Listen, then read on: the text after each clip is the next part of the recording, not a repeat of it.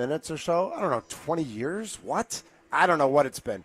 I don't know that I've ever worked anywhere where we haven't gotten cream puffs delivered to the station before the fair. And I wonder, like, I can't imagine we got, like, I'm assuming the fair just didn't do it this year, which is fine. That's okay. Are you getting here at all? Do I need to pick you up a 3-pack and, like, get it to you somehow? Like, No, I mean, what needs to happen here? I also feel like if you want me to be in this competition next year, I would love to just enjoy them for the first time in that Have never state. eaten a cream puff, have no idea what the texture or the flavor or anything is. Just come in totally naked. Yeah, I think that would be the best strategy for it, honestly. Not actually naked, people. Relax. I Yeah. meant naked as, like, never having had a cream puff Now, before. inexperienced cream puff eating and then go win the competition, like how baller would that be? I mean, 100% baller. Right, so No cap. that's, yep, exactly. That would be. IYKYK. I'm already. Yes, exactly. I'm already envisioning, like, the victory lap and, like, remember on the softball field when you made that catch and I kind of tried to pick you up, like you went for the chest bump and I went for the pickup. I feel like if that happens next year and you win, there will be, like, I'm going to pick you up and, like, we're going to run around the entire stage. It'll be And like you're just going to be like, yeah. is it Dirty Dancing, right, or a Footloose, Yeah, whatever it is, yeah, right? Dirty Dancing, yeah. Same deal, right there, you and me. Yeah. Look at you, 80s movies. This is Thunder at the Fair. My name's Mitch Nelson, a.k.a. Thunder. We are right across from the Milk House outside of the Expo Center. Tons and tons of Brewers gear here at the fair today, as you would expect. Brewers off today. No leadoff show. Brewers back in town tomorrow night. Brewers will be taking on the New York Mets, who I don't know what they did last night, but I know they've been struggling. They were, remember, wasn't that the Gavin Williams no-hitter bid yesterday, and then Juan was Soto it? homered to end the no-hitter yesterday? I did not see that, actually. Yeah, so Cleveland, Gavin Williams was throwing a no-hitter, and then with one out in the ninth inning, Soto homered. I mean, So they still lost, but they still lost. yeah, right? they had no hits going into the ninth inning yesterday. So I know we want to talk some Packers, but real quick, like, I'm not just watching the Cubs. I'm also watching the Dodgers, Mets, Phillies, like, and I'm cheering when they lose too. Is that too soon? Is that weird? Like, and maybe I'm doing it, like, I'm not doing it with the expectation that, like, oh, a win here and a loss here is gonna make everything okay or solve the standings for late September.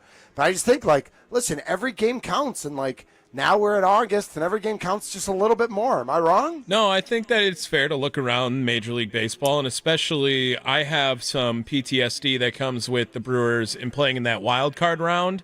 I would love to not play in that wild card round if I'm the Milwaukee Brewers. Thank you. That's exactly correct. Also, Mitch, like Kyle Schwarber seems like he'd be the coolest player in the world to have on your favorite team, and I know you had that experience for a little bit. I did for a little. There was a little window there when Schwarber was on the Red Sox. But he's the first player ever to hit 38 homers in his first 4 years with a team, which seems like a crazy stat as well. But he hit number 40 on a grand slam while MVP chants were going off in Philadelphia.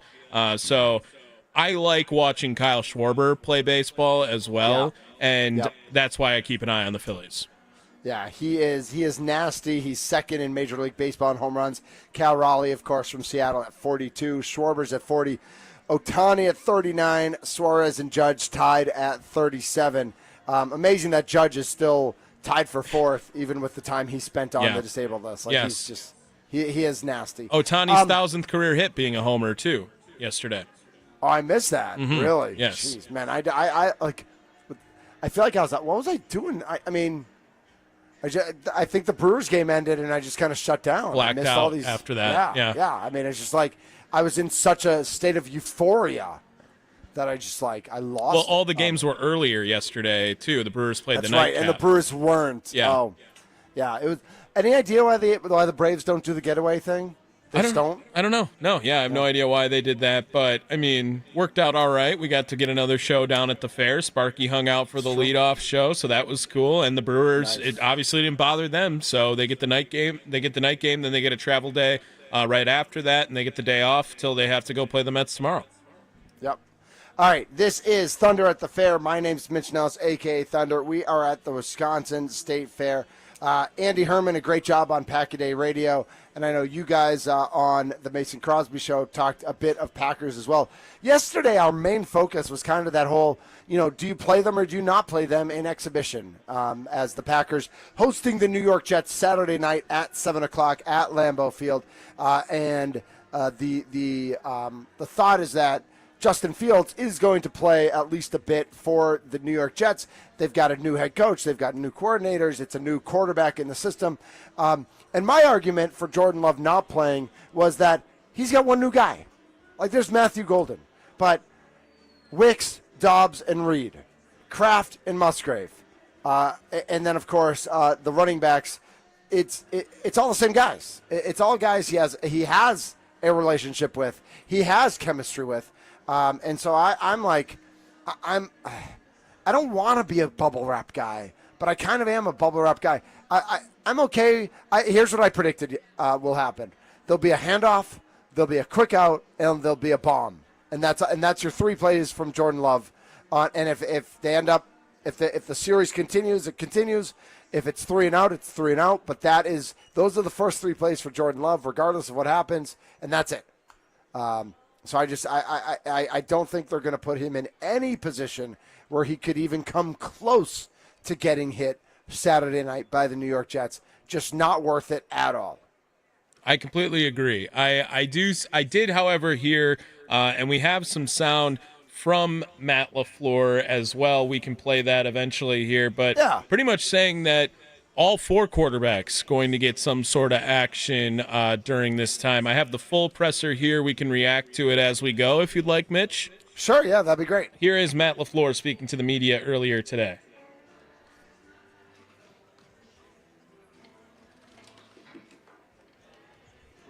Yesterday, one of the first passes of the day, Malik faked Brenton up in the air and then kind of threw its sidearm underneath him.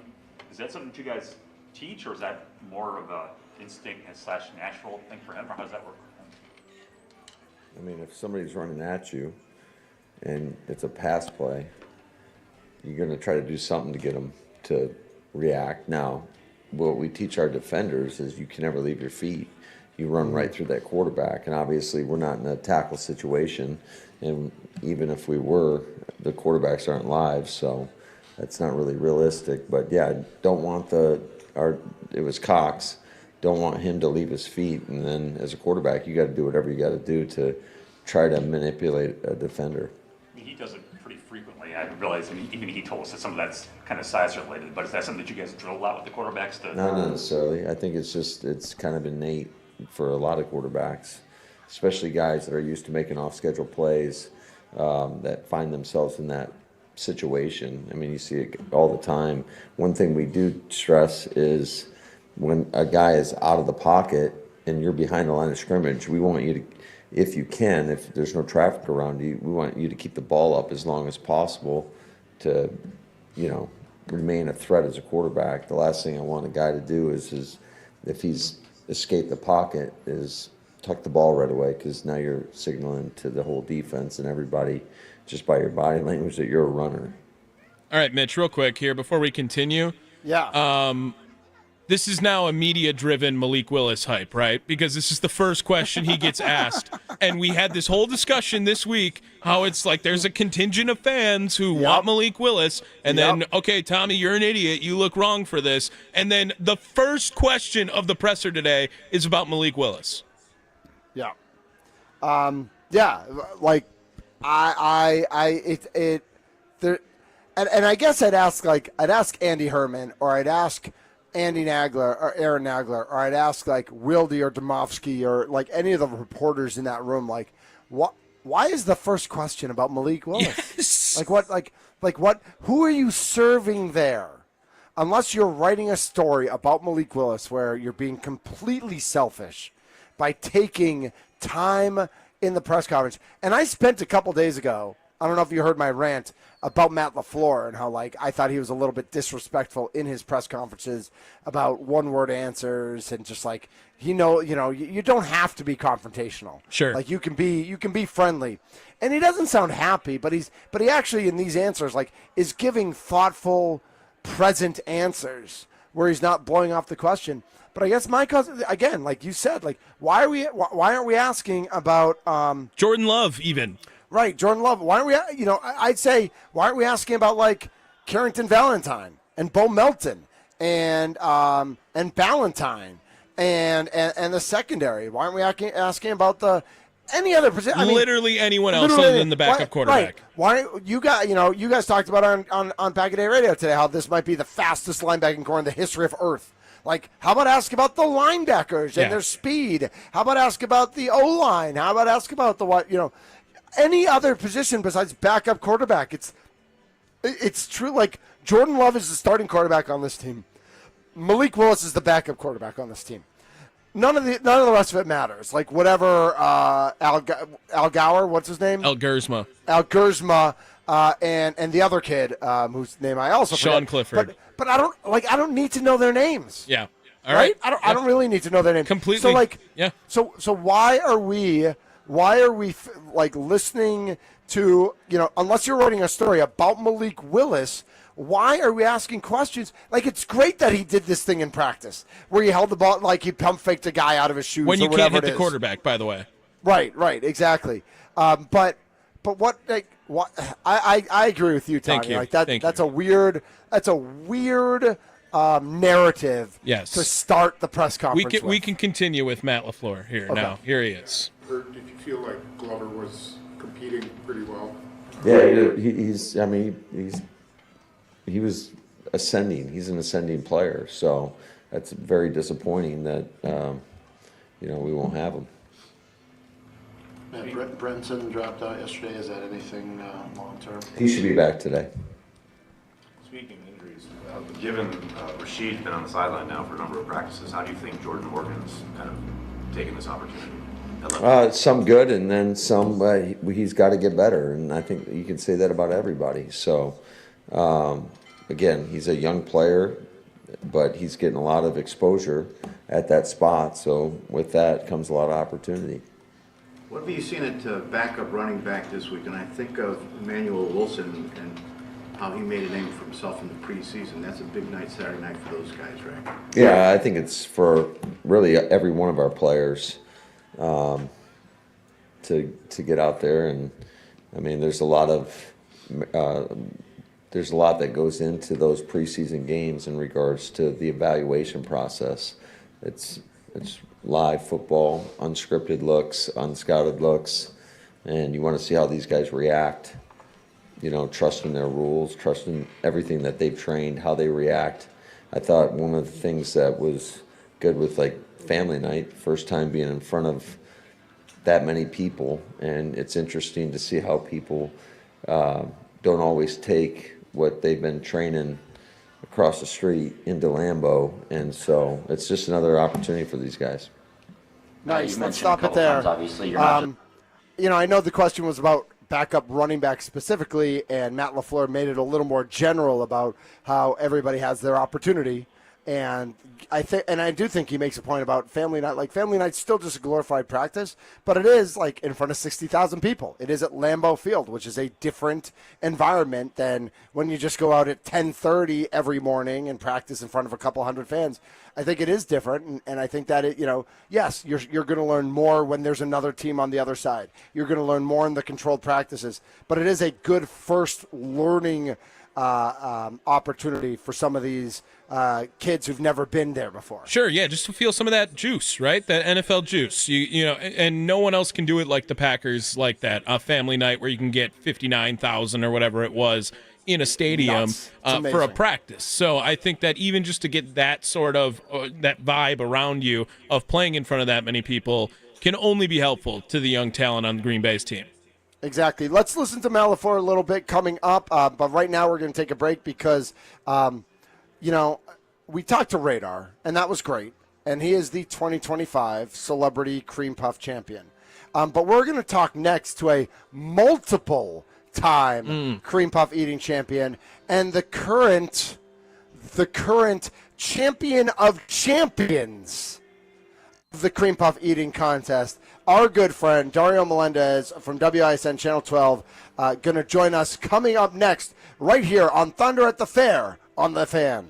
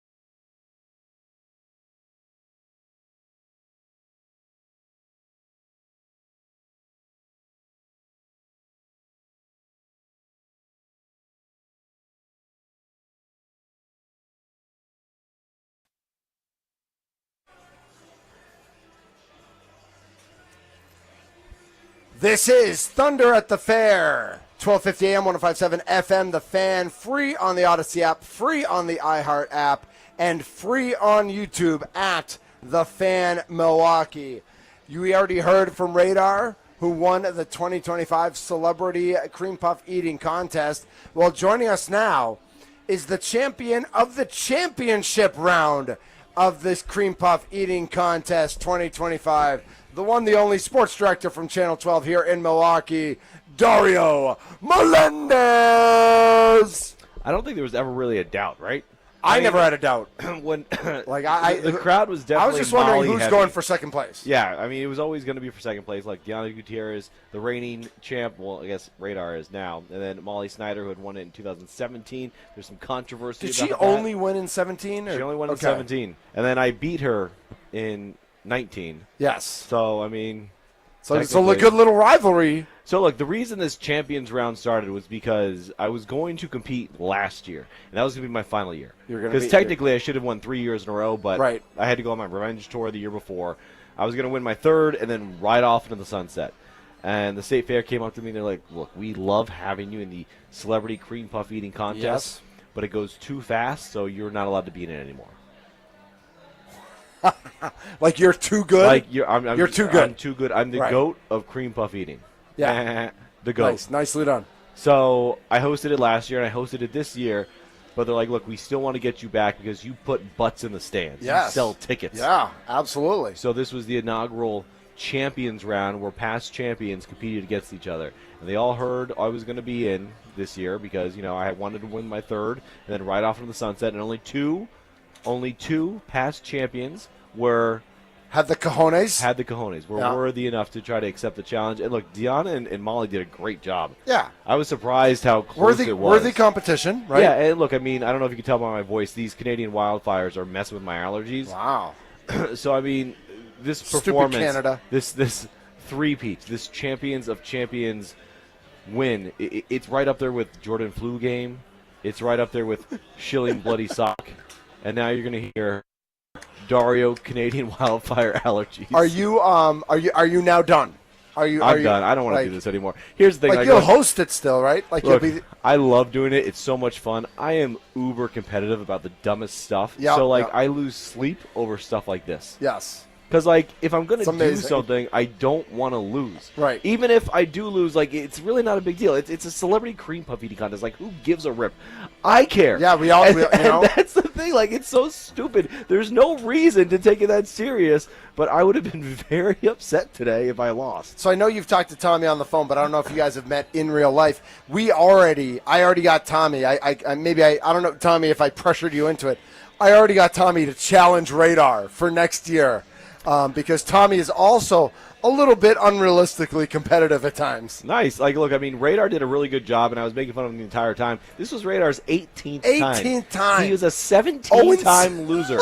A 17th. True. Look, normally, when she says no the first time, or the second time, or the seventh time, you just stop. You know what? Right. It's not meant to be. You he get went the back hint. 18 times, and it was close between him and Kristen Bry from From 620. from Sure. 620. She Yep. did a great job. She had it. I saw her before, and she was fired up, and I She said, had it, and then at the end she laughed. Oh, really? She was almost She done started and looked laughing? down and laughed and did the whole Triple H water out her mouth. yeah. And while she's laughing, Radar was slurping. he just kept going. He just kept going. I love it. It's just like Dory, just keep eating. Just Nice. keep eating. And you had some fans in the crowd. What's it like having a national ESPN personality cheering for you from the crowd? Oh, it's great. I mean, look, if I was a loser today, I'm a winner when I go home because I have a really hot wife. Oh, can we cut that? Do we have to cut that and send that I to just her? hope she was listening. Yeah, It's called I'm brownie pretty sure points. she was not. She's in the expo She's center. doing pull tabs. She's doing pull tabs, and she's buying knives, and she's buying a hot tub. Oh, she won $35. Unbelievable. That's All right, awesome. Won $35 in pull tabs. Lunch on wifey, I guess. Nice. This is Thunder at the Fair. We've got Dario Melendez with us. He is the champion of champions, and not the champions of anything yet, but the best record in the history of Major League Baseball on August 7th, 2025. In all of baseball? In all of baseball. 70 and... No, today of 2025. Oh, okay. Yeah. The Milwaukee Brewers have the best record in Major League Baseball.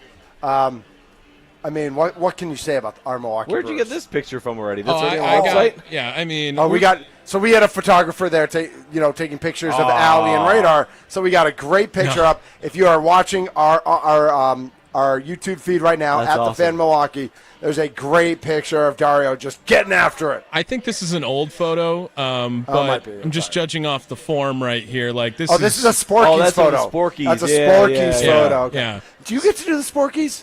I host the Sporkies. Can I get in as a taster? I might be able to hook that up. Look, so I was a judge 4 years ago of the Sporkies, and if you don't know what the Sporkies are, let's just pretend you don't. Right. The Sporkies and Drinkies are a competition between vendors here at the Wisconsin State Fair. This year, 37 vendors submitted, 8 got nominated to be finalists. and then- Lumpia is literally like you can see and them the from lines where we're around the door. sitting. And like, no offense to Lumpia, I'm not a big banana guy, so it was my least favorite thing. Yeah, well, we all know about you and banana ice cream. But the banana French toast, everybody loved. All the judges loved. Yeah. And it's a huge deal. Like we always joke, Yes. Sporkies. It's just it's a fair tradition. It's corny. Blah blah blah. Mm-hmm.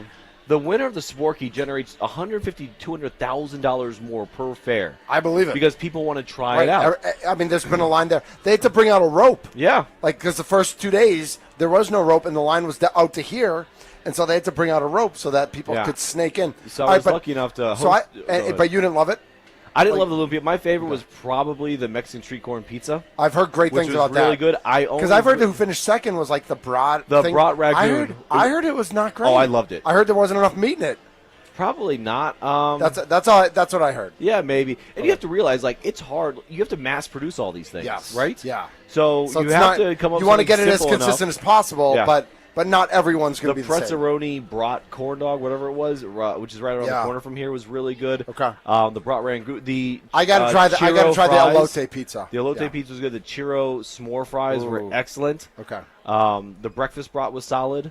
But I All right, let's get back to the Brewers. Oh, yeah. So My Brewers bad. 70-44. I don't know if you know this or not, but they're in first place. yes, best record in baseball. What stands out to you as? I mean, there's so many stories. Matt Arnold.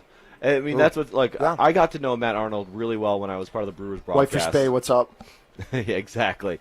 I remember, I think the first time I truly met him, it would have been 2019. We were on the road in Anaheim because the Brewers were playing the Angels. Okay. And there was no, hey, Audrey, how's it going, man? There was no seating for the press for some reason. It's a small stadium. Okay. So Matt Arnold had his assistant GM suite. So we're like, hey, can we go sit in there with you? Spoke for 2, 3, 4 hours, just kicking it. How cool is that? Shooting this stuff, and it was awesome. Like, he was just such a great guy. We've developed such a good friendship. I texted him the other day after that win, after the sweep of the Braves. I'm like, I hope you're giving yourself a pat on the back. He goes, the only pat I have right now is Pat Murphy. So long way to go. I was like, well played, Matt And Arnold. pocket pancakes. And pocket pancakes. But look, Matt Arnold has done such a good job because, yes, the Brewers have some financial restrictions. It is what it is. I understand fans don't like it. Mark Attanasio has been very clear. We have a very certain stance the way we're going to do things, and until that doesn't work, we're not going to waver. Well, guess what? It's been working for the last almost 10 years now. So why not keep doing what you're doing? Matt Arnold's done a good job selling high, getting out. Look at the Luis Urias trade Yeah. a couple years ago. Like, this guy was supposed to be the next shortstop. It didn't work for like a month and a half. We're done. Get Willie Adames in Move here. on. Devin Williams, we're done. Let's get Durbin in here. Corbin Burns, we're not going to be able to sign you. Let's get someone else in here. DL Hall's been solid. He's getting back to Sure. being a solid. And you get Joey Ortiz, who's your starting shortstop. Like, even the Josh Hader, I know that was David Stearns, but Matt Arnold had a part of that. Like, Yeah. Hader, it's taken 3 or 4 years for him to get back to that all-star form. Like, he knows when to get out of something. Like, he takes emotion out of it, which is hard because that's why, to be honest, I thought Freddie Peralta was gone.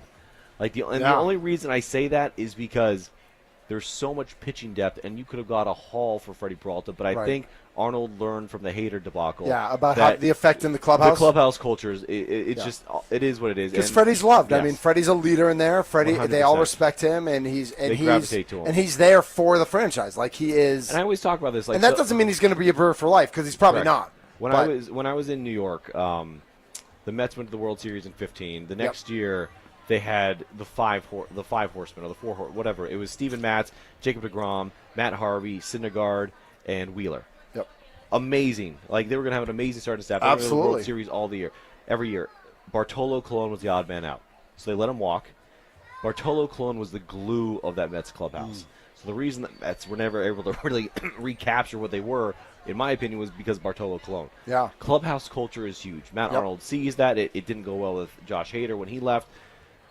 It's all about But they putting the learned right from it. pieces. And look, I mean, I think Matt Arnold's been the biggest piece. And obviously, Pat Murphy pushing the right buttons, calling guys out when they need to be, keeping things light while also keeping guys focused.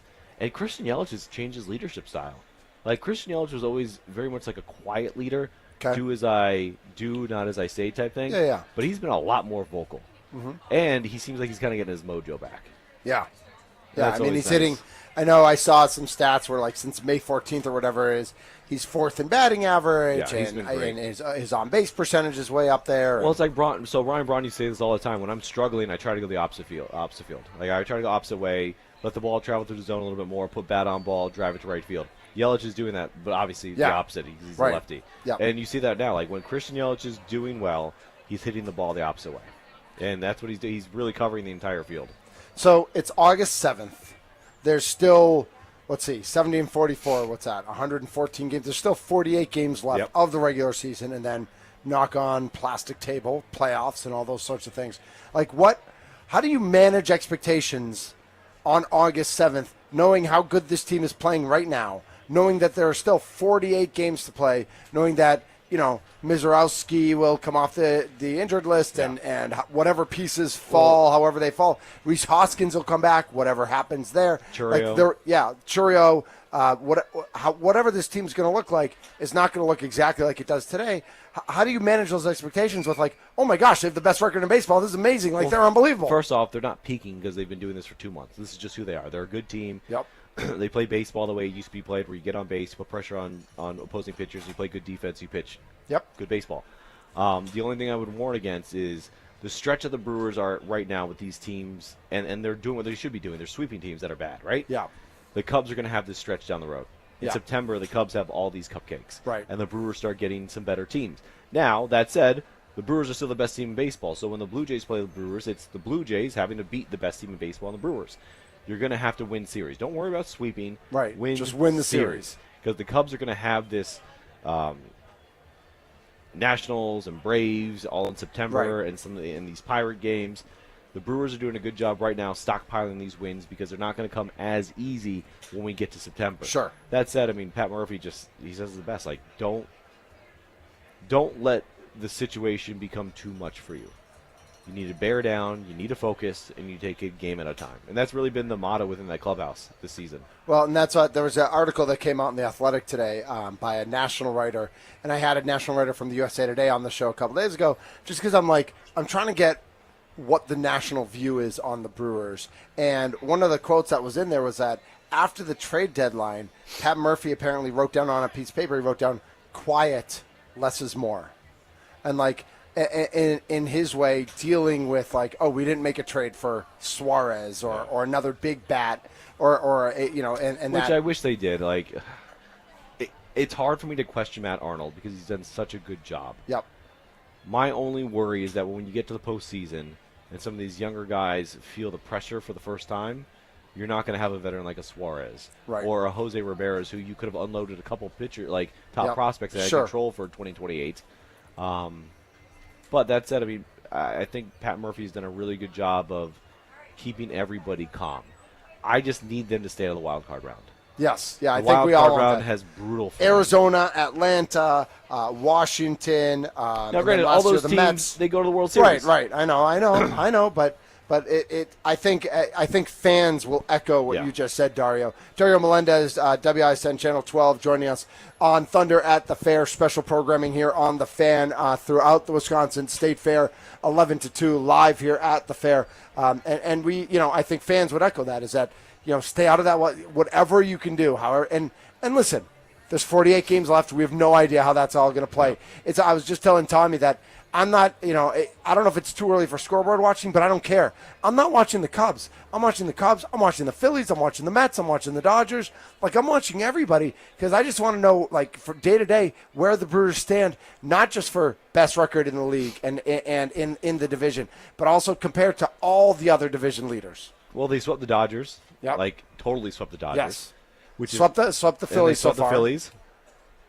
I would like them to go into that Cubs series up 5 to 6 games. That'd be great. So then the Yep. series really doesn't mean anything except for the Cubs trying to chip away. Right. And if the Brewers, let's say, lose 3-2, Right. you lost That's- one game. you lose one you're game. still 4 games up. I don't think anybody would be too upset with losing Yeah. that series 3-2. It's the question if one team wins 4-1 or if Or a 5-game 5-0, sweep. that's a huge turn. Dario Melendez joining us. We've been talking Brewers. We've been talking about Cream Puff champion, the champion of champions, Dario Melendez. Let's talk a little bit about the Green Bay Packers. There's a game Saturday night, but it's it's a game. Yeah, thank you. That's how I feel about it as well. With all the storylines coming out of Green Bay, it all at the end of the day, it's quarterback, right? At the end of the day, the Packers go as Jordan Love will go, right? Well, that's every team. Yeah. Like I always say, Fair. like you Yeah. show me a Hall of Fame coach, I'll show you a Hall of Fame quarterback he had. 98% of the time. Yep. Yep. Every team is predicated. It's two things. You either have to have a great quarterback or a generational defense. That's how you win in the NFL. Yep. Yep. Like that's just how That's it it. goes. I think for me it's Matthew Golden and the receivers. The Okay. receivers are always going to be the question mark for me, just because they had so many drops last year. They had so many issues with man coverage, which is weird because they're all kind of shifty. They're all quick. You would Right. think they'd be able to get off a press, especially after the year before, which was the rookie year, and they were doing such a good job with it. Teams make adjustments, and now it's time to see what they can do. Matthew Golden looks Do you think like part the of the real issue deal. last year was mental? Do you think the guys got almost we know Dobbs got in his head at some point during the season, but it almost felt like they all got in their head at some point in the season. What do they call it? The theory of more? Yeah. Like once good things start happening, that's why you can't have dynasty teams. Right. Because once you start winning, everybody wants a little bit more respect, more of a role, more money. Mm-hmm. So people start leaving, and I think these receivers, seeing that there's no clear number one last year, they all wanted to be that number one. Right. So Dobbs is getting upset that he wasn't the number one. Watson was getting upset because he wasn't the number one. Jaden Reed was in his head, so he was trying to make catches he couldn't make. Right. And then you have the quarterback rotation because Jordan Love was hurt so much. I think Matthew Golden's the real deal. My only concern is they're all 6 feet and under. Yeah. They're not Right. when I tower over the receivers. It's, And with all due respect, Yeah. you're a big dude, but you're not that big. But I'm not 6'1". I wish they would have gone out and gotten a possession, like a Keenan Allen, Yeah. like a 6'2", 6'3" guy that'll run that nice 10-yard dig. Mm-hmm. Just sit there, and it's what Watson does. People don't realize how valuable Christian Watson is. He just stretches the field so much, Yep. and when you don't have that vertical stretch, it just compacts the secondary, the windows, I should say, so Yes. much. Everything now is this way; it's horizontal instead of vertical, and you can guard horizontal Right. unless you can start getting some rub routes going. But it's hard to cover vertical because vertical is where you get those big windows where Right. You guys can't like teach speed. Jordy Nelson and Randall Cobb. Yep. Jordy Nelson, you take the top off. Randall Cobb, you work on the fat part of the field. Exactly. And that's what Christian Watson was so valuable doing, and you're obviously not going to have him this year. What are you working on over at Channel 12 right now? Is it just all Brewers Packers or? Yeah, Freddie Peralta had his baseball camp today, so we went and talked to Okay. him. So we'll have that tonight at 10 and 6. And then yeah, That's just a good Packers. day off activity. Oh, for the sure. Brewers. Yeah. And Freddie's great.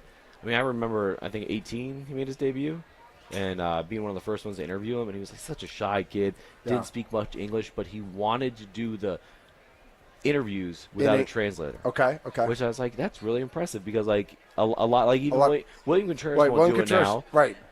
He'll do it every now and then, but William Yeah. Contreras wants to make sure he gets the questions right. He doesn't want to misspeak and have Yep. his words taken out of context. Freddie's no, I want to do it the hard way. Yeah. So I've always loved Freddie Peralta. But yeah, we'll talk to him, and then tomorrow Brewers back at home. All right, Dario. Congratulations. Oh, yeah. No surprise. No one is. Never a no doubt. one here at State Fair is surprised that Dario Melendez is the champion of champions. I just felt bad that I had to put those nice ladies in their place. But you like know that. what? It was a good competition. It was a fair competition. That's all you can ask for, right? Exactly. All right? It exactly. is what it is. So thanks so much for jumping on Anytime. today. He is Dario Melendez, Sports Director, Channel 12. We've got lots more to get to, more from Packers practice today. Of course, just talking Brewers and, how bought in are we? How excited are we? How are we trying to manage those expectations? And all sorts of news and notes from the world of the NFL and Major League Baseball. And we'll make sure Tommy is buying his own smelling salts from now on, because they will no longer be provided by Sparky. Sparky will no longer be able to provide Tommy smelling salts. Tommy has to buy his own. Sorry, Tommy. My name's Mitch Nellis, a.k.a. Thunder. This is Thunder at the Fair on The Fan.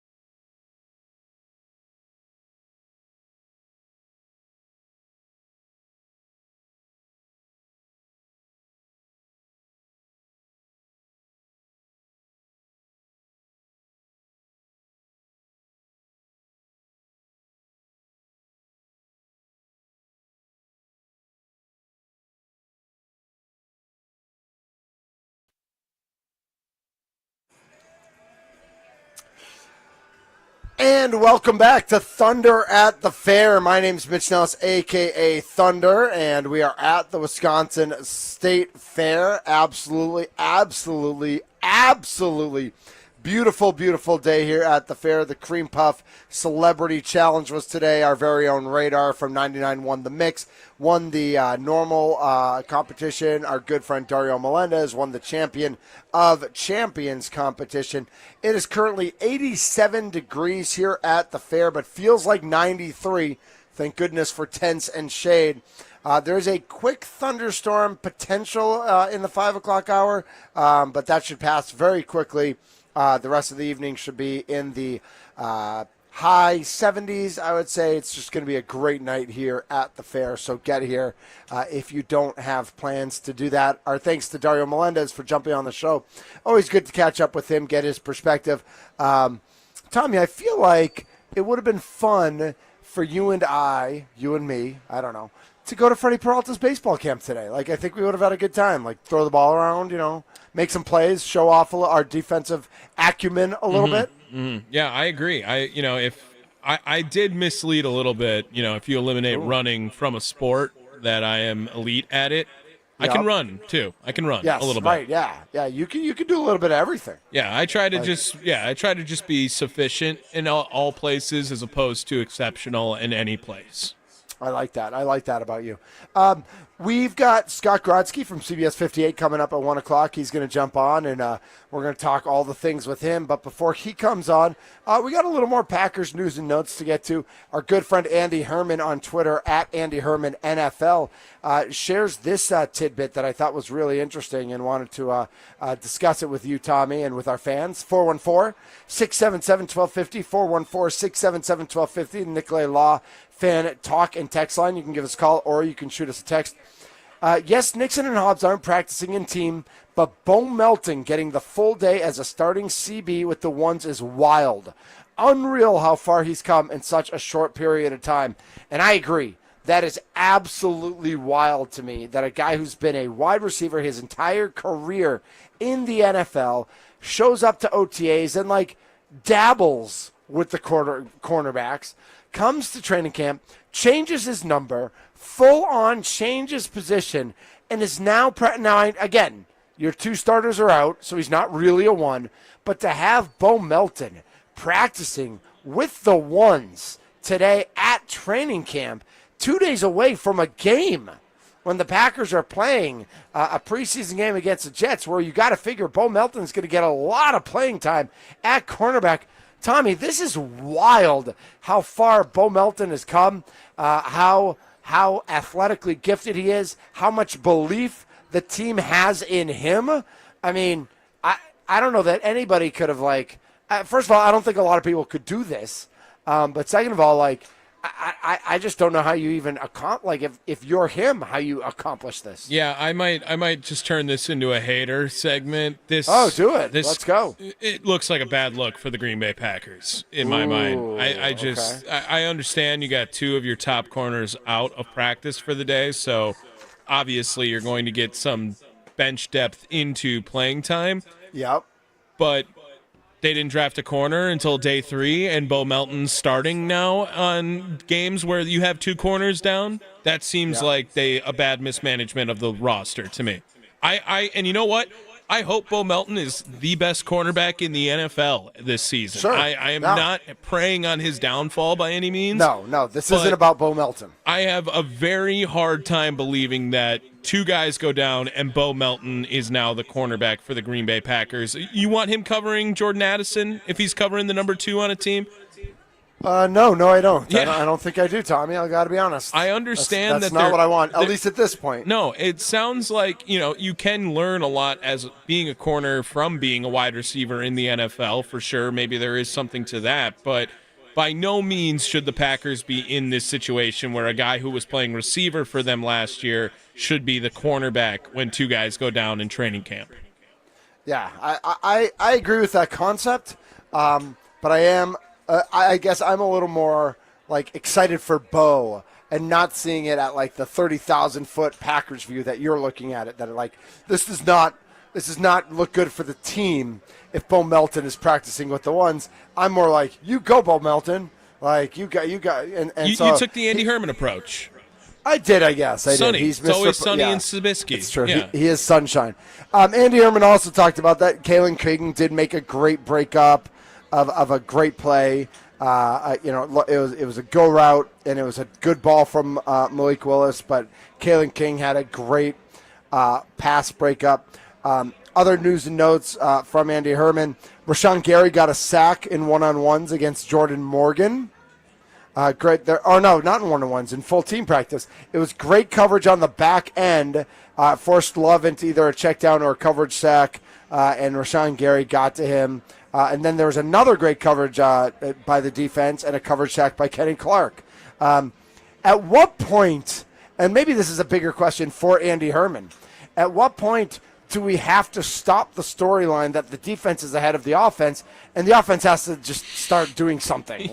It seems like it's still like we started 10 days ago, Yeah. and the defense is still making play after play after play, and the offense is still not making plays. At what point does the offense have to at least show something that they're not being dominated by the defense? Well, and that's why I also point to, I talked about it with Mason today on his show, that Jordan Love should get a series in the preseason. I really believe that. I don't want him to play a quarter. I don't, even if the series goes bad, don't wait till he has a good series.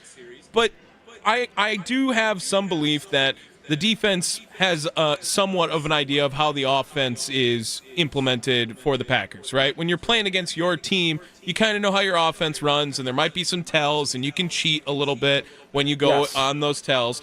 But can we validate that by giving them some time against a different team, please? Because otherwise, I'm getting a little nervous that we're 11, now almost 12 days in to Packers training camp, and the offense is continuing to struggle, and the defense looks like they're the 85 Bears. So then the question is, Tommy, is how do you validate that, and how do you get that experience without getting anybody hurt? And I think that because that's the only storyline really that matters in preseason football is keep your quarterback healthy. So how do we figure out where the offense can actually show what it's doing against a different team, against a team that doesn't know what's coming, and how do we do all that and make sure you don't get hurt? Mitch, when you're driving in your car, wear your seatbelt, right? I mean, don't not wear your seatbelts. That's how you can help protect during these moments. With Jordan Love, I'm not saying open up the whole playbook. Let's have a couple of handoffs. If we get to third down, maybe a nice little play. You don't need the play action rollouts. You don't need to do anything too fancy. Just something that would be, validating. He can run the offense, and the offense, when they're on the same page, can be productive. I hear you, and what you said logically makes sense. I think I just worry a little bit. I'm still a little Glover worried about just got hurt in practice. He was going to play in preseason. He was definitely going to play. He just got hurt. He's going to miss the entire year now for the Green Bay Packers. Out for the year, right? Yes, because he's heading to the IR, and when you go on the IR in this stint, it means you're going to miss the rest of the year.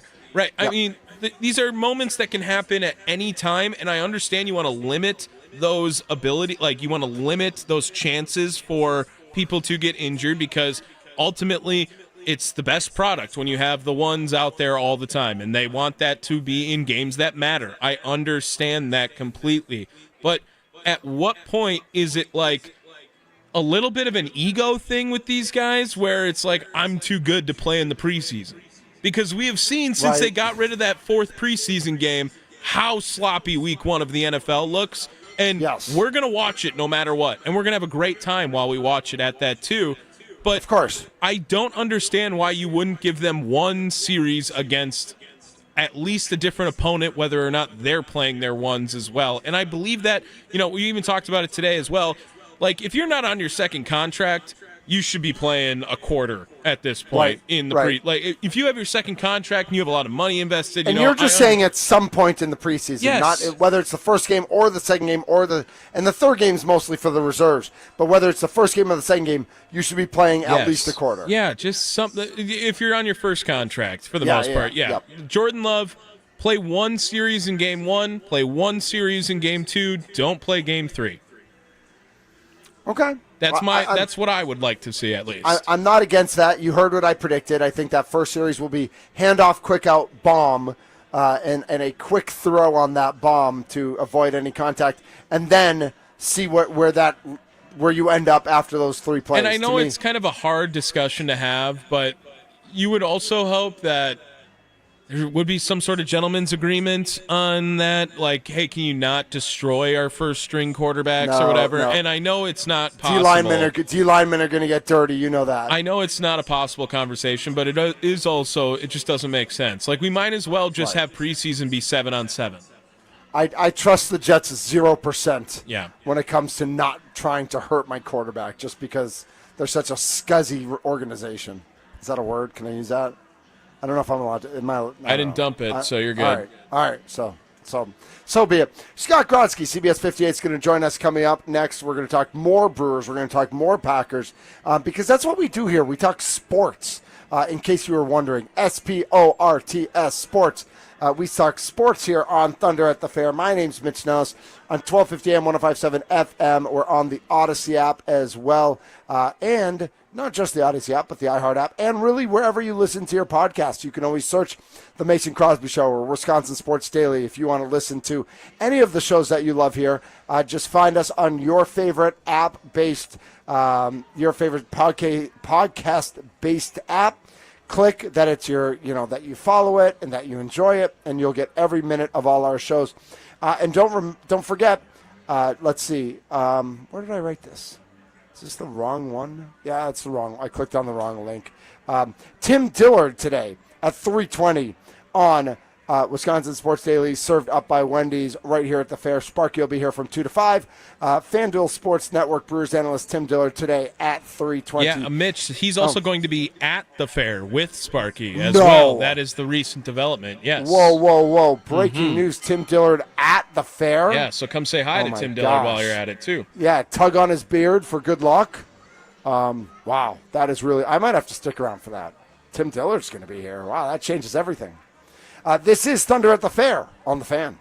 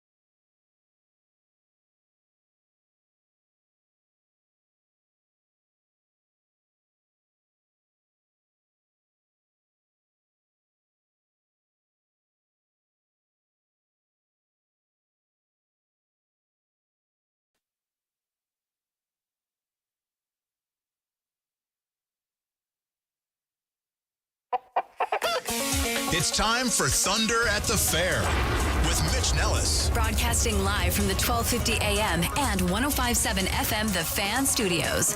Powered by the Potawatomi Sportsbook.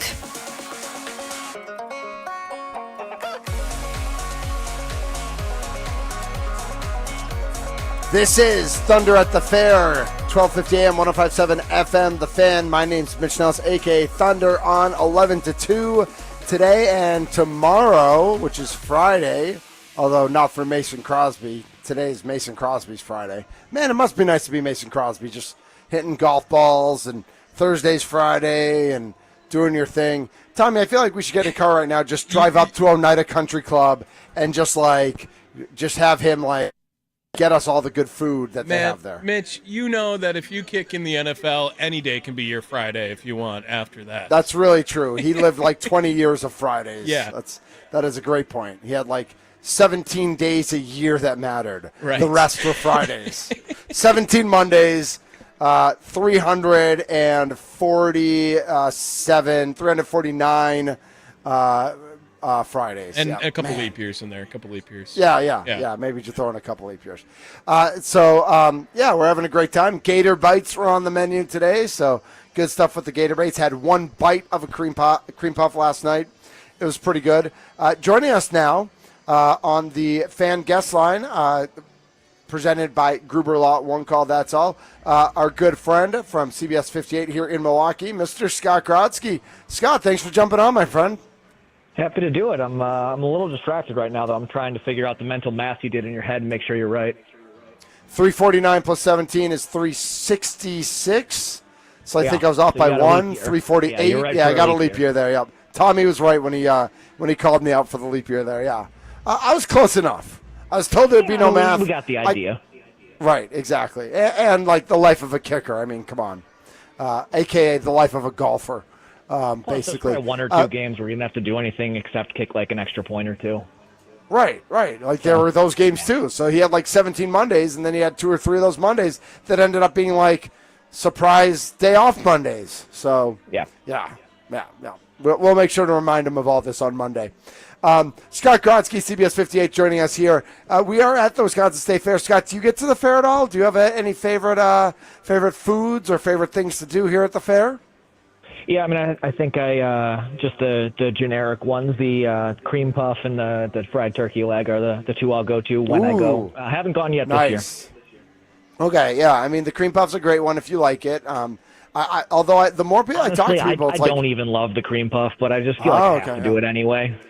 Yeah, I am a one bite of a cream puff every year. I literally take the top of a cream puff.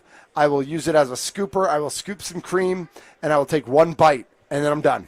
I don't need anything else. I did take the 3-pack home last night because Mrs. Thunder wanted a little bit, and we had a buddy coming over for dinner, and he had a little bit. We still have 2 in our fridge, so if you need one, or if anybody needs one, I don't know. I mean, they last pretty well when they're in the fridge, but we should probably get on those. The turkey leg I walk by every day. I literally walk by the turkey leg stand every day.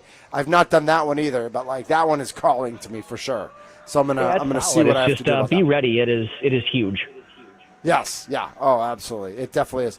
Well, we've got we've got some great things to talk about right now, and big picture wise, when you get into TV sports, and you realize that you've got 2 or 3 minutes a night in general to tell the local sports story of everything that's going on, and some years your teams are good, and some years your teams are bad.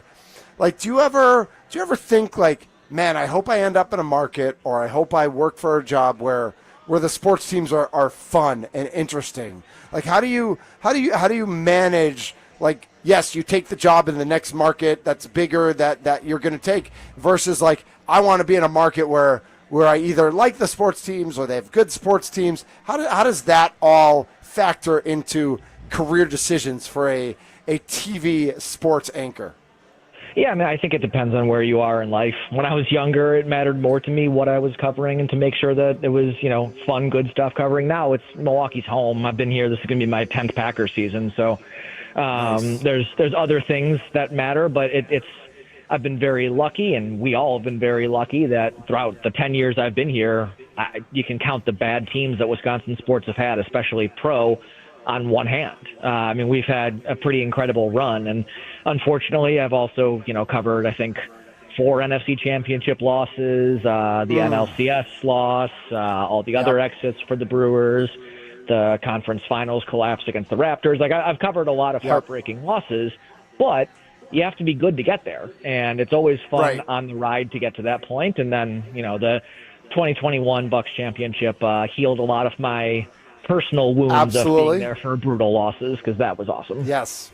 Yeah. So and again, like a city, a market like Milwaukee having that type of success. I think we look around the country and we know the success Boston's had in the last 20 years, since 2001, really, with the Patriots, and some other markets that are much bigger and have had a real lack of success. Like, what does it say that Milwaukee, Wisconsin, market number whatever it is, has had the type of success? And I'll include the Packers in that, but with the Packers, the Brewers, the Bucks, I know the graphic came out a couple days ago about, since 2020, Milwaukee has the 5th best winning percentage of any city or whatever it is. How Milwaukee? Why Milwaukee? I mean, I think it starts with really good front offices and really good structures behind pretty much all of these teams. Obviously, with the Bucks, there's the bonus of having Giannis, and that's in the NBA. You have a guy like him, you're only going to be so bad as long as he's healthy. But especially for the other teams, and this doesn't include the Bucks too, who found a guy like Giannis, found a guy like Chris Middleton, even Brook Lopez when it seemed like his career was over within a year or two. All these teams have these ingrained cultures, and they pretty much build up their guys throughout, kind of like Brian Gutekunst was with the Packers for a long time before he got that job, over 2 other guys who were also with the Packers for 15, 20 years. So I think there's a lot of building from the ground up and having these same kind of values and qualities that they're looking for in their athletes. It doesn't help, or it doesn't hurt that all the teams have pretty darn good fan support, which can help with the finances in the sports where there's allowed to be some wiggle room. I think that's a big part of what happens. And it's not just the pro teams. I mean, current Badgers football is not where you want it to be, but otherwise, for 30 years, Badgers football has been incredibly consistent. Badger basketball has been incredibly consistent. Marquette basketball has been pretty darn consistent, too. Scott Grodsky, CBS 58, joining us on Thunder at the Fair on the Fan. Let's start with our Green Bay Packers. And you mentioned, this is going to be your 10th year covering the team, and so you've seen a number of NFC Championship game losses and some other playoff losses as well. How much pressure is there on this team to make the playoffs and to at least win a playoff game, if not go even deeper into the playoffs? I think there's a lot of pressure on the team to make the playoffs. I think right now there's not much pressure on them to win a playoff game. I think it'll depend. The pressure to win a playoff game is going to be either building or lowering, I don't know, depending on how they do in the season. They make it another 9-8, 10-7 season. There's not going to be a ton of pressure. If they go 14-3 and lose in the first round, people are going to be apoplectic. So I think right now this is a team that should make the playoffs, but they're not in the same breath as the Lions and the Eagles right now. There's not those level of expectations. I think that if they do make the playoffs this year and lose in the first round again, then they start to have the pressure. The same way that the Cowboys with the Dak Prescott era, they didn't really have a ton of pressure at first, and then when they kept losing in the playoffs right away, then it started to add up. I think once you get past year 3 of Jordan Love, if they're still a first-round exit, then you start hearing about it. And so, I agree, but I think there might be a little bit more pressure on them this year. And I think it depends on what the NFC North looks like. I agree with that. With so many changes, the Bears are supposed to be better and split and should have swept the Packers last year. With the Lions losing both their coordinators, with the Vikings, now they've losing Jordan Addison for 3 weeks, but also having a first-year quarterback. I think that in my positive side of my brain, I'm like, man, the Packers should really make a move this year. Like they should be there. Versus like, all right, but are they really that good? Are they really good enough to be that team? And I'm a little torn on like what the ceiling should be, the expectation wise for this team. Well, I think a good thing for them is the same thing that's true for the Bucs. They're in the right conference. The stacked teams in the NFL are in the AFC. So the Eagles, obviously, as the defending champs, are the team to beat, and they look like a juggernaut. But, the NFC East changes first-place winners every year. So we'll see what happens there. The Lions, I'm not as big into the, Ben Johnson, Aaron Glenn are gone, so they're going to be terrible. I don't think the coordinators are as big a deal as people are making it. I still think they are going to be a very good team. But other than that, you got the 49ers who are coming off a down year. Assuming McCaffrey can stay healthy, they should be better.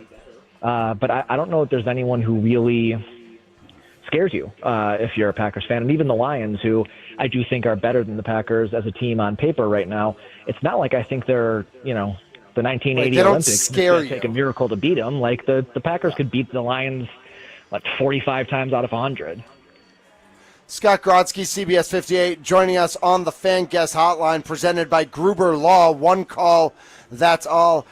Scott, where do you come on the discussion of the bubble wrap discussion? Do you play your quarterback? Do you play your starters during preseason? Do you play them a series? Do you play them a quarter? Do you not play them at all? And especially starting with Jordan Love, what are your thoughts about this Saturday night against the Jets at Lambeau? Yeah, I know the NFL seems to be trending more and more towards week 1 players playing in the preseason. I would probably do more week 2 and then sit for week 3. I'd want to play maybe a quarter unless it's like last year and they have a 70-yard touchdown on the third play. Sure. I think a few years ago when they just got crushed by the Saints, we sort of saw what can happen if you play no one in the preseason. Right. So I'd like to see all of them out there a little bit. But I certainly don't think someone like Jordan Love needs to be out there for a whole half. And I would say probably whether it's week 1 or week 2, I'd probably play him one game and then call it. What about, we've all talked all preseason about the wide receivers and Matthew Golden specifically. Do you think he needs some reps? Because he's, one of the things people talked about, whether it's Jordan Love or playing in preseason, is chemistry and Jordan Love, he's got chemistry with literally everyone on the offense. He's the only person he hasn't really played with is Matthew Golden. He's played with the wide receivers, the tight end, the running backs. What experience does Matthew Golden need at the NFL level in preseason to get ready for the regular season? Yeah, well, I'd like to see him be out there for every rep that Jordan Love takes and the starters take, even if he's not going to be an every down player, which he should be. But even if he's not, I'd still put him out there for the preseason.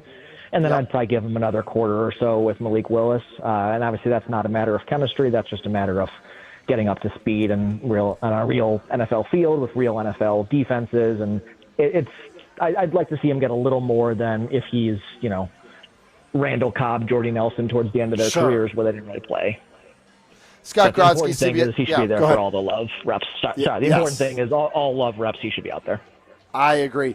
Any other storylines you're keeping your eye on, especially with regards to Saturday night, Lambeau, Jets, Packers, 7 p.m.? Yeah, I'd like to see how the offensive line holds up. It sounds like the Jets are going to be playing their starters, especially early. I think that's going to be important to see, and then you have to be looking at the cornerbacks. And I don't know that the Jets are the greatest test for cornerbacks. Garrett Wilson is obviously very good. Justin Fields and the rest of their quarterbacks are not. So I don't know how much of a test you can get there, but I'll keep an eye on that too. Nice. Yeah, I think, I vacillate between like, I'm interested in every question that we all have, but I'm also like, man, preseason football is just hard to watch sometimes. Like, it's I don't, unless I'm covering the game, I don't usually make it past the first half. It's hard to do. Yeah, and I know that like our good friend Andy Herman at Pack-A-Day Radio, like he's going to be tweeting the whole game, and so I'll be able to follow it through him. And I want to know what's going on with some of these guys, and I know that with the bigger practice squads now, more guys are relevant than used to be. Mm-hmm. But it's just like it can be a tough watch at times in that second half, can't it? Yeah, no, I mean, I'm perfectly fine with Andy Herman and the rest of the great guys on the Packers beat telling me how Omar Brown did in the second half. I don't need to see it firsthand. 3 interceptions this Saturday night in the game alone for Omar Brown in the second half. He's taking over. All right. If he does it again today or Saturday, then yeah, you know what? Put him in. That would be something. All right, let's go from the Packers to our Milwaukee Brewers because I think you tweeted something like Andrew Vaughn is the greatest Brewer of all time. I started it on the first today home run. today you might be right. He is. I mean, I can't even fathom how is this even possible? Yeah, I started that on his first game when he had the first key hit, and then I've re-upped it 8 times in the last 2 weeks. He's prime Barry Bonds. It's incredible what he's been, and Isaac Collins should not get lost in the shuffle either. The two of them have been just otherworldly, and can they do this in October? I don't know, but man, it's fun to watch while they are doing it. It really is, and I think that's the hardest thing as a Brewers fan and as someone who's watching every game. How do we balance how good they are on August 7th and how unbelievable this team is playing and how they're playing the right way, and they make you. I love the quote that Aaron Nagler said on our air yesterday. They make you play baseball against them, and how do you balance all that with it's still only August 7th. There's still 48 games left. Weird things can happen. Weird things will happen. Something will go wrong. Something will go right. And how do we prepare ourselves for that just because they have the best record in baseball over the past week and probably will for a few more days, if not even longer, you don't win a trophy for having the best record in baseball at the beginning of August. No, I think you just enjoy the ride while you have it and see where it takes you. There's really only so much you can do. And like you said, something bad is going to happen. It already has for a bunch of the Brewers. They've dealt with a ton of injuries. They've had a bunch of issues. And they've found ways to recover from all of them or thrive with all of them. I mean, Rhys Hoskins went down, and that seemed like a pretty big deal given what the roster construction was. If he doesn't go down, we don't know that Andrew Vaughn's the greatest hitter in MLB history. So that's true. That's a good point. Things have happened, and they've found a way to work out. And as for will this be sustainable in October, I don't know. We're going to find out in October. I mean, I've covered 10 years of Brewers baseball. They've had some really good teams, and when it comes to October, sometimes those teams have come up short. It's their short series a lot of the time. I think it's good for the Brewers if they can get out of the wild card and get out of the best of 3 yes, please. Series. Yes, please. But once they do, if they do, you don't know what's going to happen. All it takes is a couple players in the other team getting hot. And as much as right now Andrew Vaughn and Isaac Collins look like the MVP and the Rookie of the Year in the National League, I don't know what they're going to do in October, and I don't think there's going to be anyone who's going to be going into Game 7 of an NLCS saying Shohei Ohtani and Andrew Vaughn strike the same amount of fear in you, no matter how good he plays down the stretch. So I tend to agree. No. Scott Grodzki. We'll see how Jackson Chourio comes back too. Yep. No, you're absolutely right about Jackson Chourio. Any news on him? What do we know? Is there a timetable yet for him? I don't think there's really a firm timetable. I think it was 2 to 4 weeks was the last thing I heard. So, I mean, he should be fine in time for when it really matters. It's nice that the Brewers now have a cushion to where it's not the end of the world. And Jacob Mizorowski seems way less serious than that. He seems fine. Yes, not serious at all. Just getting him his load management, which I think is the absolute right decision by this organization. Scott Grodzki, CBS 58 Sports, joining us here on Thunder at the Fair, 1250 AM, 105.7 FM, The Fan. He's on the Fan Guest Hotline, powered by Gruber Law. One call. That's all. The question we were asking everybody yesterday, I wonder what your thoughts on this. I don't know if I'm officially worried. I don't know if worried's the right word, but I am officially keeping my eye on Freddie Peralta. He's always been a guy who has not been able to go deep into games. He's been a bit of a nibbler. He's had that issue in the past. And it seemed like the first half of this year before the All-Star break, he had broken through a little of that. I mean, he still wasn't going deeper than 6 innings in most games. But the 5 starts since the All-Star break, 5, 4, and 5 innings, 3, 2, and 4 walks.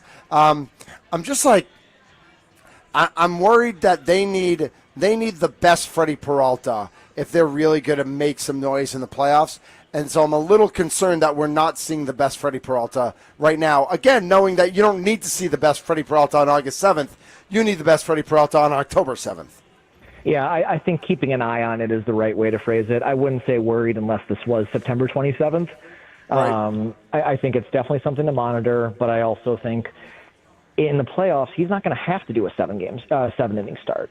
And this team has just an incredibly deep bullpen, and it gets deeper once you get to the playoffs and you throw Quintana in there or whatever they end up doing out of the starters, because Quintana's been great all year too and consistent. Yep. So if Freddie only pitches 4 innings in Game 1 and Game 4 of the series, fine. As long as he pitches those 4 innings well, you're good. You can take care of the other 5. They have a very good bullpen. They're going to have Mizorowski back too, Priester, and Woodruff, obviously. So they're in a good position to where if their starters don't go 7 innings, they're fine. I think that's fair. Although I know I saw the stat last night that that with Quintana going 6 last night, I think the Brewers are now 31-6 when their starters go 6 or more innings. So part of me wants to. I don't know that you want to stretch them to that. But if they're at 5 1/3, 5 2/3, and they can finish off that inning, you definitely don't want to overwork your bullpen in August because you're playing every day, if not more than that. As we know, there's 5 games in 4 days against the Cubs. You do get a little more rest in the playoffs. So that is a good point about the bullpen. Well, and I do think there's a couple of things with that that skew it a little bit. First of all, if they're going 6, it generally means they're going to have Koenig, Uribe, and McGill coming in to finish it, which is about as good as you're going to get. Like they did last night, yep. Yeah, but also the stats a little skewed anyway, because if you're going through 6 innings, that means you didn't get pounded early on. So you're going to have a better win-loss record anyway. It's not like you gave up 7 in the 3rd inning and then went 6. Yeah, no, I think that's fair. That's a good point as well. Scott, what do you? I know the Brewers obviously top of the list. Packers playing Saturday night, top of the list. What else you got going on? What else you cooking up at CBS 58 right now? Yeah, Brewers-Packers are top of mind. We had something with Danny Jansen on yesterday as he joins the team as a Wisconsin native. And then just talked to Nate Snead, who's down in Arizona with the Angels at their camp. 3rd-round pick, first-day draft pick. Was he South Milwaukee or Bayview? Where was he? South Milwaukee. South Milwaukee, okay. And he played at Tennessee, right? Guy. Yep. Yeah, he did Wichita State for a year and then Tennessee for 2, including the national championship 2 years ago, which he pitched throughout the World Series there. So got a 101 fastball. You're not going to see him in the minors or anything very likely this year. Right. Or just getting accustomed to the MLB and pro baseball, not just MLB, professional baseball lifestyle. But you're going to see him in the majors at some point. He's got the arm for it. And that's one of those fun things, I think, that, again, as we started the conversation about, you ending up in Milwaukee and, southeastern Wisconsin's always very proud of its own. A guy like Nate Snead, when he gets to the majors or high minors, it'll be fun to watch him from, as being like one of our guys, even though he's not doing it for one of our organizations, but he's from here, the good Midwestern values, all that sort of stuff. Yeah, for sure. And I think as you're talking about how consistent and how good, going back to the start of our conversation, Wisconsin area sports have been professionally, it's also gotten on the prep level to a whole different level, especially with baseball. Wisconsin never used to be some hotbed for baseball, and it's still not California or Florida or Texas. But, I mean, you're starting to see, whether it is a Danny Jansen or Nate Snead, Mitch Voigt, who was also drafted in the 2nd round this year, you're starting to see more and more of these guys get their shots in the majors. Love it. Scott, thank you so much for taking the time today. Enjoy your day, and we'll be sure to be watching CBS 58 for all the latest on all our local sports, and hopefully we'll keep the winning going. Sounds good. All right, that is Scott Grodsky joining us here on the Fan Guest Hotline, powered by Gruber Law. One call, that's all. If you don't know, the Milk House is sponsored by Gruber Law, and David Gruber is here right now. So if you're trying to get your picture taken with a Milwaukee celebrity, David Gruber is in the house right now at the Milk House. What do we got to do to get David Gruber in the cream puff eating contest? Like, is he not a celebrity? Like, what are we doing? I don't. I don't think he'd be interested in it. I might talk to his son Steven, though, who's the next Gruber in the line of Grubers. And Steven actually played D1 hoops. Actually, David did too. They both are very strong basketball players. David now, I don't think he plays basketball anymore. He plays a lot of tennis. I don't know how much basketball Steven still plays, but I'll bet he still plays a little bit. Good basketball family there. I might, you know what? I'll go ask him. I'll go see if David wants in next year. But everybody next year is just playing for second place because Tommy Strongman Wirtz is the one who's gonna win the title next year. You're taking down Radar next year, right? Yeah, I mean, well, he won't be in it, right? He's gonna be in the champions round from that. Oh, that's a good point. So Radar's got another year before he can be worried about it. That's fair. That's nicely done.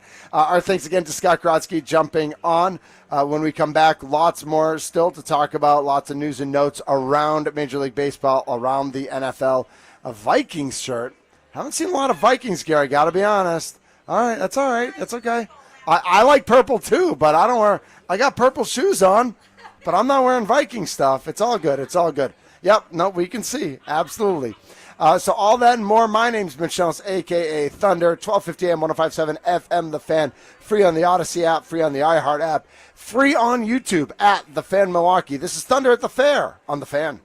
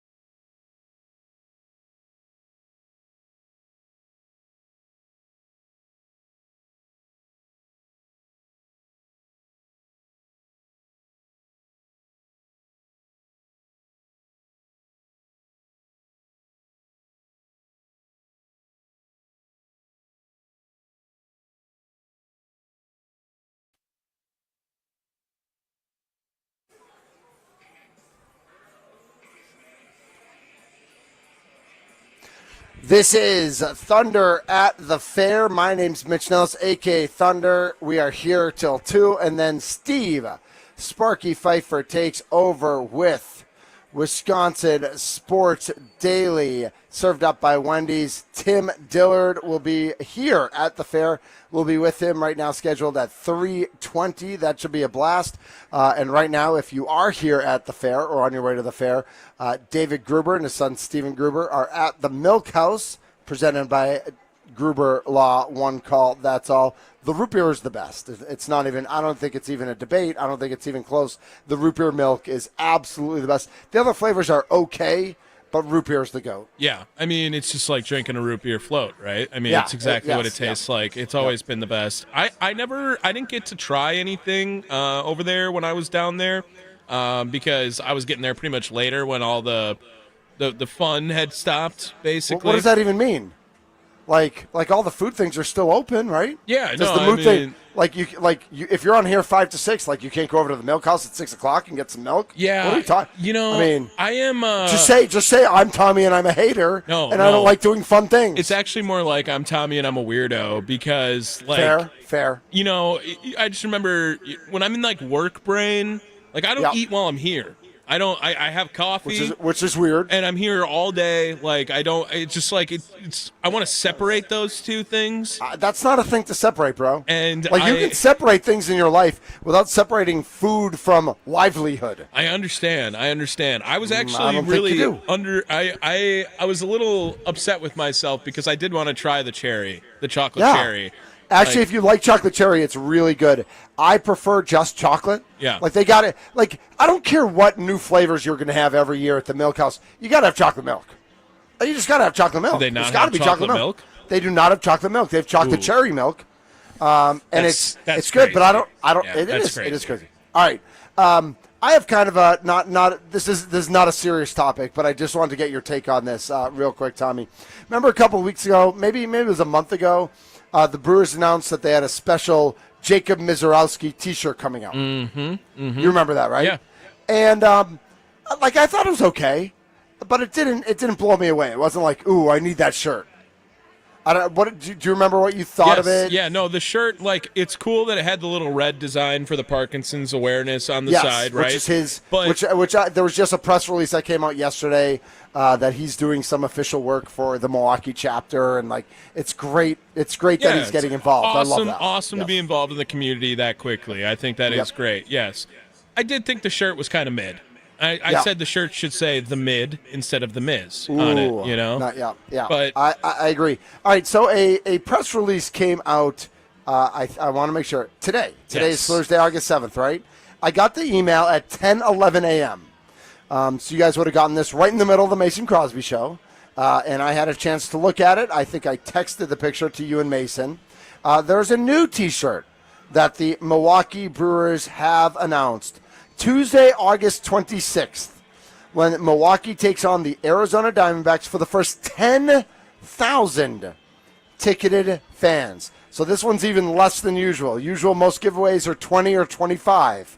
This one is only 10,000 ticketed fans through the gate will receive an exclusive Andrew Vaughn T-shirt. Since Vaughn was acquired by the Brewers and called up from AAA Nashville, he is second in the majors in RBI. He's hitting .377 with 7 home runs in exactly 1 month. Fans are encouraged to arrive early. The gates open 90 minutes before first pitch. This shirt, as opposed to the Miz shirt, is absolute fire. And I am concerned that 40,000 people are going to show up at AmFam Field 90 minutes before this game and just stream into the gates like the cribbage board, but even more so. Am I off base? Am I on to something here? What's going to happen with this shirt, Tommy? yeah, it's going to be a popular one, I would say, for sure, especially with just the buzz that the Brewers have right now surrounding them, because every game, it feels like, is being sold out at this point, and everyone's back in ready to go to Brewers games this summer. I don't know. I just like King Vaughn seems like a weird nickname for him, and it's like a play on the old rapper like as well who passed away. Like, and I don't know. It's just like I actually thought that the better name for it would have been Unvaunted, playing on to the Undaunted. Like Undaunted? Yeah. Okay. Get Up, Get Unvaunted, Out of yep. Here, and Vaughn was also another one that was pitched, Ooh, which yeah. seems like that that's could have another been good one, too. working perfectly into this season with Bob Well, and Uecker, it's- obviously, too. And especially with the tribute to Bob Uecker weekend, just that weekend before, Yes. Friday, Saturday, Sunday, Yeah. and then that Tuesday night to kind of keep those good vibes going. That's what Okay. I was looking at. So, and I think King is that's Are a people big calling nickname. him? It is. Are people calling him King Vaughn? Like, is that a nickname he That has? is what the Brewers tweet out like every time he homers. Really? Okay. Yeah, and I should pay more attention. That's like I don't know. I just think that's a strong nickname. That's a big one to live up to. I Right, agree. That's right. like you got to keep hitting 377, hitting 7 home runs every month, having an OPS over 1100 if you're going to be the king. So Unvaunted would have been Because the shirt is awesome. Like, oh yeah, the shirt no, is for super sure, cool. for sure. Design looks great. It's Yep. cool. I'm just like I like that it's nervous. gray and it's not white. Yeah. All right, so that brings me back to the original question I had at the beginning of the show. And one of the questions I had at the beginning of the show was, with all the success that the Brewers have had, who are you nervous about that might not be able to keep this up for the next 48 games and into the playoffs? Is it a pitcher? Is it a position player? Is it a new, someone newer to the team? And not that I'm putting words in your mouth, because I think we all... Right, we all are operating with a level of nervousness that Andrew Vaughn can't be an 1100 OPS guy for the next 48 games plus when playoffs happen. And I think we'd all be happy with 900. I mean, 900 is Amazing. all-star 900 OPS. is amazing, yes. But he, it seems like time after time in the past month when they've needed a big hit and he's come up, he's gotten it, and there have been times he hasn't. Like, he's not perfect. But is there a nervousness that exists that when you start this hot and this good that it's impossible to keep it going at some level? I don't want to say impossible, because I will say 1100 may be impossible, sure. But as far as being a quality and reliable bat in the lineup, I don't think impossible is a fair word. I think that at this point, it's been a large sample size of 22 straight games now for Andrew Vaughn, in which he continues to perform for the Brewers. Like, he was the best player on the team in the month of July. I don't think that's a doubt. And that is more than just hot right now, as Dario was talking about it as the team itself. Like, a good month is you can ride that into something with the Brewers. And I can't remember now if I talked about it with you, but we just named a bunch of different examples of guys who have done the exact same thing on the opposite side of the Brewers in a trade as well. Who I think I talked about it with Andy Herman at the back end of it. Like, Nelson Cruz was on this team, and then he gets traded away and becomes an all-star Hall of Famer if he's not popped for PEDs, right? Gary Sheffield, same thing. Where he leaves, becomes an amazing player. Orlando Arcia, Alcides Escobar, Lorenzo Cain. Like, that's just off the top of my head.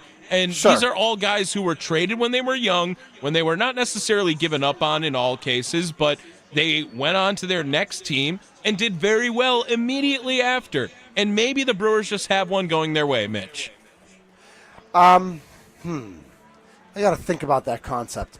I hope that is the case, that they just have things going their way now. You're a Braves guy, right? You're somewhat Sure. Braves guy. Yeah. Absolutely. Did anyone think when Orlando Arcia got brought in, he would be starting the All-Star game at shortstop? No, definitely not. No. I mean, I think a lot of people thought that he was a pretty good player and was a major league quality shortstop, but not starting an All-Star game. I agree with that. I do think there were a lot of people who thought Lorenzo Cain was going to be who he was. I agree. But I think, back to this Brewers team, it's You're just nervous so because hot. it's foreign. Right. That's why. Right. It's just never happened. and because it's not guys with a track record. Like Isaac Collins batted third last night. Yeah. Like they had Caleb Durbin batting leadoff against a lefty, a couple days ago. I mean, Isaac Collins is arguably having the best season on this Brewers team. He is. You're absolutely right. I mean, you look at team OPS, and he is right up there. And it's like how, and he keeps doing better, and he keeps doing better. And I just it boggles my mind that this is our reality. Mm-hmm. That Isaac Collins has come in and like he made the team as like a backup infielder outfielder, and in his career he's been a third baseman. And they put him out in left field. And not everything, like take everything he's done on offense aside, like he's an above average left fielder defensively at a position that he doesn't play. Did you have these same emotions and feelings with Turang and Frelick last year?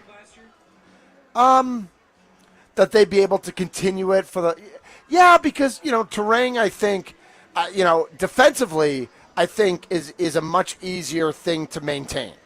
Like if you're good defensively, you are good. Like, that's not a fluke. That's who you are. Sure. Offensively, I feel like more often we've seen guys come out of the gates crazy and then level off, or even worse than level off, just really struggle because they got hot or the league hadn't figured them out. I mean, so with his night last night, Blake Perkins did pass Isaac Collins in OPS, but Isaac Collins has an 828 OPS. And with over 250 at-bats. Right. Like, I was actually doing the math. I was trying to figure out, like, how far away he is from qualifying for league leaders.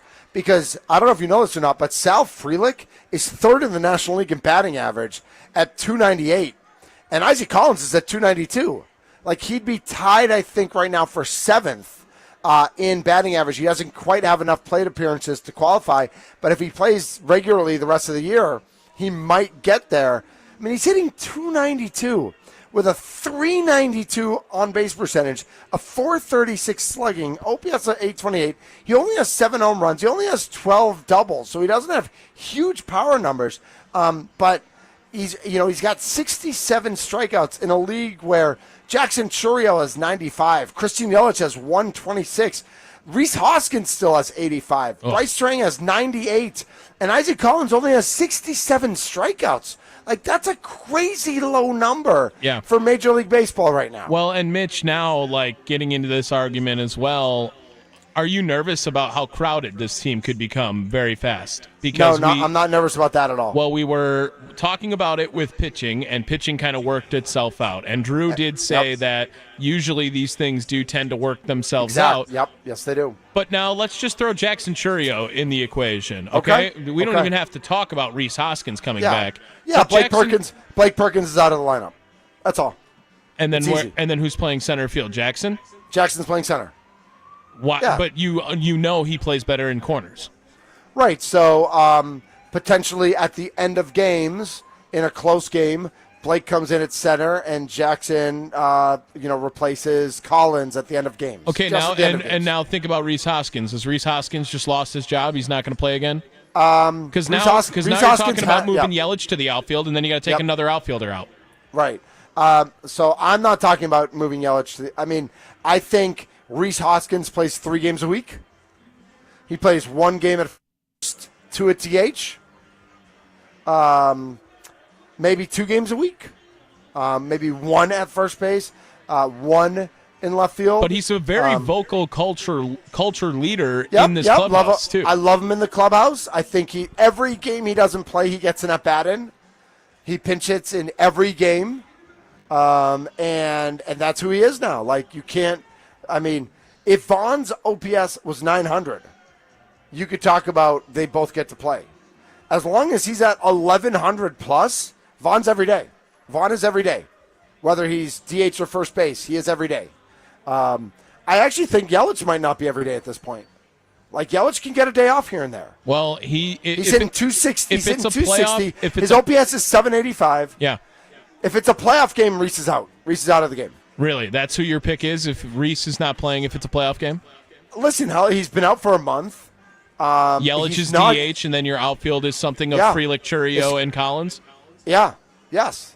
That's your best team right now. I agree. I think so. It's just I don't know if that's the direction the Brewers go. I think it is. I think the way Pat Murphy manages and the way this team goes, and I don't know what that means for next season, and I don't care what it means for next season. I think that you play, especially when you get to the playoffs, you play your best lineup. And if your best lineup is a guy, Isaac Collins, who nobody had ever heard of before this year, Isaac Collins is in there. And if your best lineup means Rhys Hoskins isn't in that lineup, Rhys Hoskins isn't in that lineup. And he can still be, and Pat Murphy has to manage it. That's his job. Yep. As the manager. You manage your team. You manage your personalities. You make sure Hoskins knows that he's first man up. He is first man off that bench. And if they need a pinch hitter, if they need to do a lefty-righty with Yelich, or if they, and I don't know what Collins splits are, lefty and righty. Who cares? Or if you Keep need in to the do a lineup. or if you need to do a lefty-righty split with Frelick. Hoskins, you are the pinch hitter. You're probably not staying in the game because we need a different outfielder to fill in, or however that ends up working. And you be ready, because it might be 5th or 6th inning. Like, it might not be 8th or 9th inning. Frelick might only play 4 or 5 innings because we might need that. We might need that righty. Just feels like you're getting cute at that point. Getting too cute at that point. I think you play your best matchup at all times. Well, we got to hit one more break here, Mitch. I don't have to. I don't have to do anything I don't want to, Tommy. You don't. You're not. You're the boss of Mason. You're not the boss of me. Okay. I'm just messing with you. He's Tommy Wirtz. I'm Mitch Nellis, a.k.a. Thunder. Sparky and Wisconsin Sports Daily, served up by Wendy's, coming up next here. But right now, you're listening to Thunder at the Fair. All the Brewers gear in the house. Everybody's a Brewers fan at the Wisconsin State Fair. You're listening to 1250 AM, 105.7 FM, The Fan.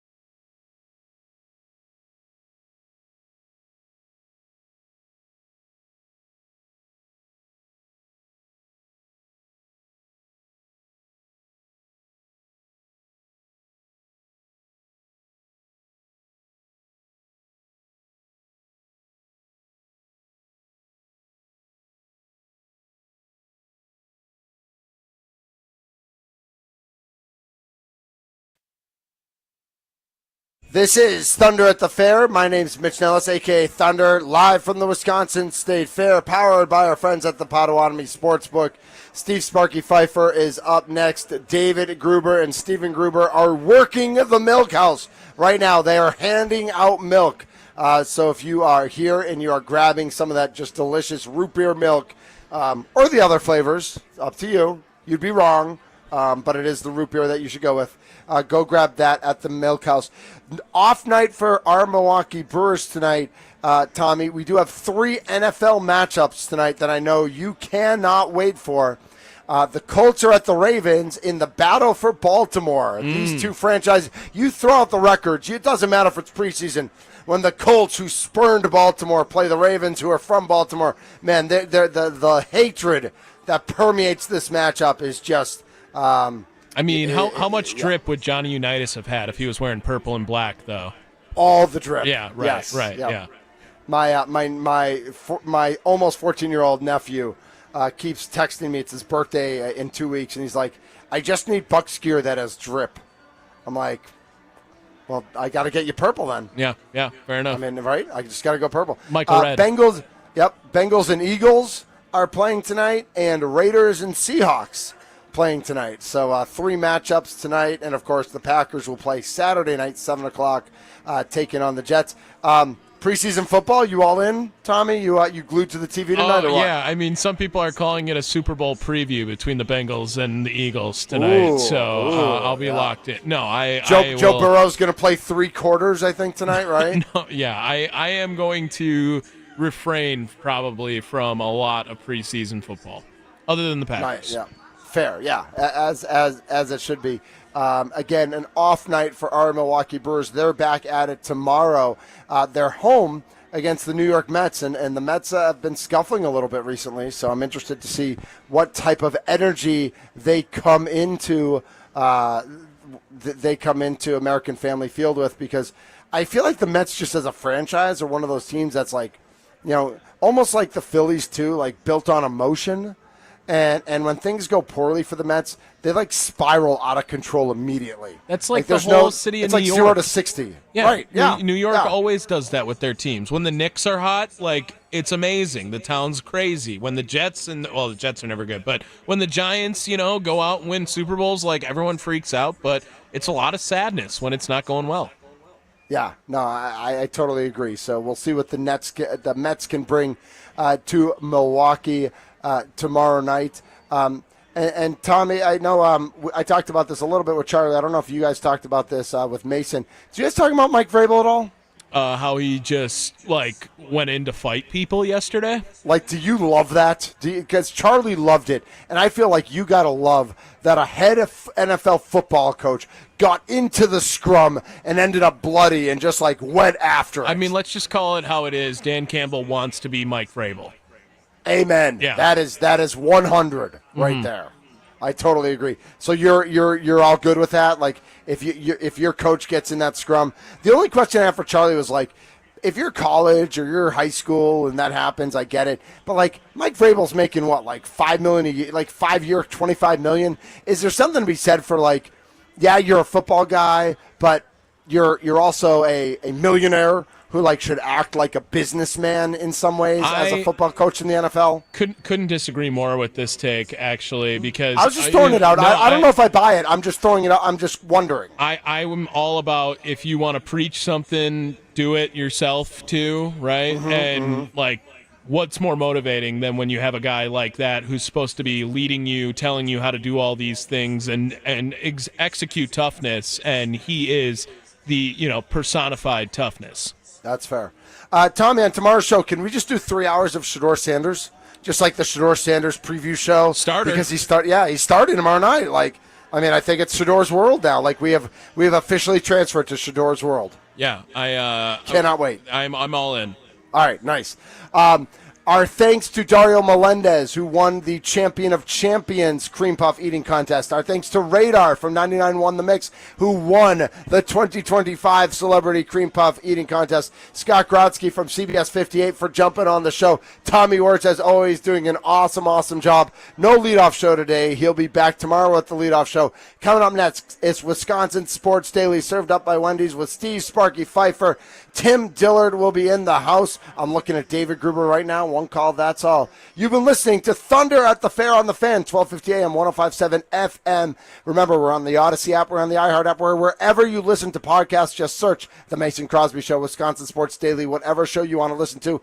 Click follow and listen to us on your time as well, whenever you want. It's the best. And we're live on YouTube at The Fan Milwaukee. This has been Thunder at the Fair on the Fan.